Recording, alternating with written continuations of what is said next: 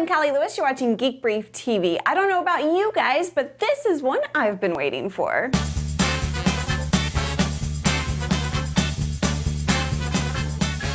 Every episode of Geek Brief TV is stored on these drives, plus 4 drives that are installed on 2 different Mac Pros. Yeah, I don't really like that because it's a mess and my data really isn't protected, so what am I gonna do? Welcome to the world. Welcome to the world. I got a Drobo Pro! Let's unbox it and get it set up. All right, in here we, of course, have the beautiful Drobo packaging, the black. Lift the flap up, and you have your software if you want to install it, and the cables. All right. And you see here, Drobo Pro. Beautiful. Let's see if I'm strong enough to pull this thing out. This has 8 drive bays. Oh, here we go. I need help there. Thank you. All right, now safely undo these. Thank you, Neil. Off camera. This is the Drobo Pro. Inside, we see the 8 drive bays. Read me. And let's take a look at the back. In the back, we have USB, 2 FireWire 800s, and Gigabit Ethernet, plus a power switch. When they first announced Drobo Pro, I bought 8 drives in preparation. And then one went bad on another Drobo that we had. And I replaced that today. I went to Fry's. $114 on sale, 1.5 terabyte drive. Woohoo! So I bought that. So I have 7 1 terabyte drives and 1 1.5 terabyte drive. Halfway done. Here we go. One last one, and this is the same Seagate Barracuda, 7200 RPM. 1 terabyte drive. There we go. And just like Drobo, I mean, these slip in so easily. They just pop right in. There you have it. That's 8.5 terabytes of glorious redundant storage. Everything you've seen so far on this brief happened about 40 hours ago. We've been transferring all our Geek Brief TV related files from 13 external and internal hard drives.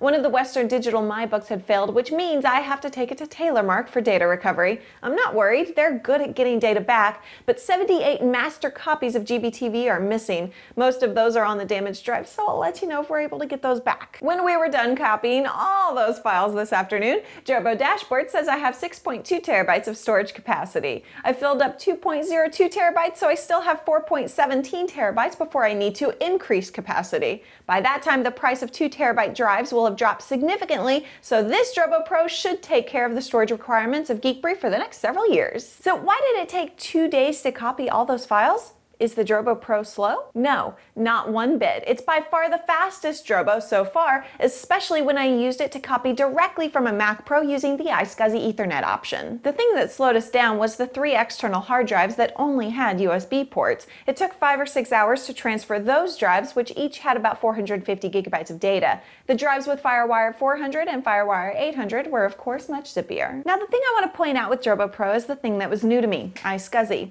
The iSCSI Ethernet port is one of the major things that puts the Pro in Drobo Pro. I say that because to use it, you have to have a computer with 2 or more Ethernet ports. Mac Pros have that. You connect the Drobo Pro directly to one of your computer's Ethernet ports using a standard Ethernet cable. You cannot connect it to the network. You then connect your computer to the network using your computer's other Ethernet port. From what I've been able to learn, iSCSI isn't used in consumer devices. It's primarily used in data centers, and it essentially delivers the speed of a fiber channel at a fraction of the cost. I'm dramatically oversimplifying here, but what matters is the speed. We used a free application called AJA System Test to get read-write speeds based on the different connections available on Drobo Pro. There's a link to download it in the show notes at www.geekbrief.tv. With USB, we got a read speed of 15.8 megabytes per second and a write speed of 13.8 megabytes per second. With FireWire 800, we got a read speed of 53.4 megabytes per second and a write speed of 43 3 megabytes per second. But with iSCSI, it was even better. The read speed we got was 73.6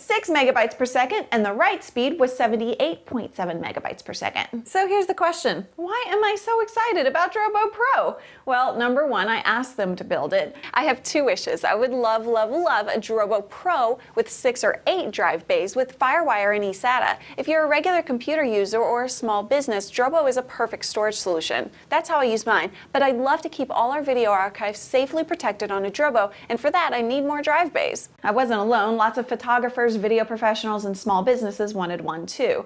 The reason I'm so glad Data Robotics built this is that data is only as valuable as it is accessible. When you have data stored all over the place, there are times it might as well be lost. Just having it all in one spot means I can connect to my data faster, find what I'm looking for easier, and use it to be more productive. Thanks so much for watching. I'm Callie Lewis.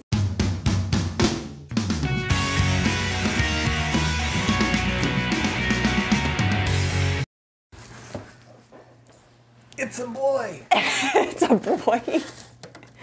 There we go. This is Drobo Pro. So let's take a look. Got in the shot.